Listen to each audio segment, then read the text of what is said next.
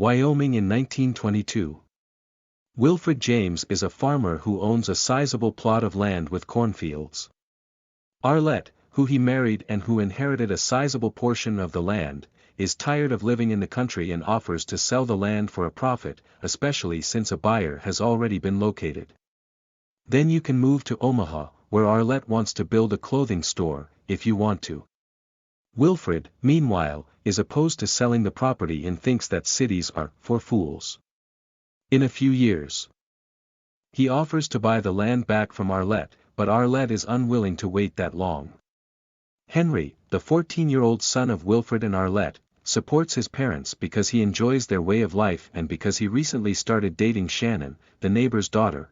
Wilfred chooses to take extreme measures after concluding that he cannot persuade his wife to change her views. He tells his son that they can only remain on their property if they kill Arlette. Wilfred argues that relocating to the city will signal the end of his relationship with Shannon, which causes the son to hesitate. In front of his son one evening, Wilfred cuts his wife's throat before throwing her body down a drain well. Rats swarm the corpse in the well, which is now full with them. To complete the agreement, a representative of the land buyer visits Wilfred at home, but Wilfred refuses to let him in and informs him that his wife fled at morning without notifying anybody and stole her jewelry. The policeman explores the home but doesn't discover anything odd either.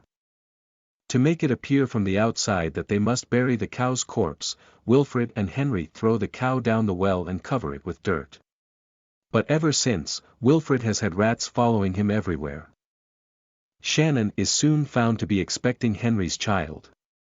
After Shannon's father arrives, he informs Wilfred that he will send Shannon to a Catholic orphanage, and that when Shannon gives birth to a child, he will place the infant in an orphanage and send Shannon back to their house. He specifies the sum Wilfred will be required to pay him in exchange for his assistance in making Shannon pregnant. However, Wilfred hears reports that a young man with a gun is robbing stores, and Henry is suspected of doing so.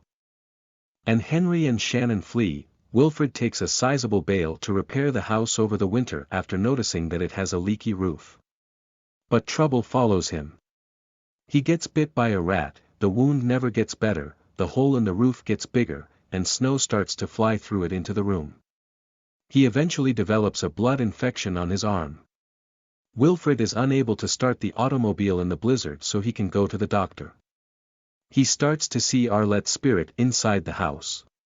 He enters the basement to get away from him and tumbles down the stairs there. He learns via Arlette, who is besieged by rats, that Henry and Shannon carry on their robberies and eventually engage in a gunfight in which Shannon sustains injuries. Shannon passes away at the abandoned cottage where Henry was carrying her in his arms, and Henry then shoots himself to death. Wilfred's hand is severed in town after the policeman takes him there.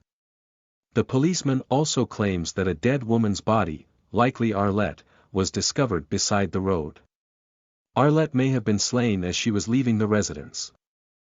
Wilfred is so exonerated of all charges. He loses the estate, is forced to sell the property, works multiple jobs for years, and spends all the money. Finally, he writes his confession about what transpired in 1922 in a hotel room. The dead Arlette, Henry, and Shannon then appear, and the chamber is inundated with rats. Wilfred is warned by a son brandishing a knife that death is imminent.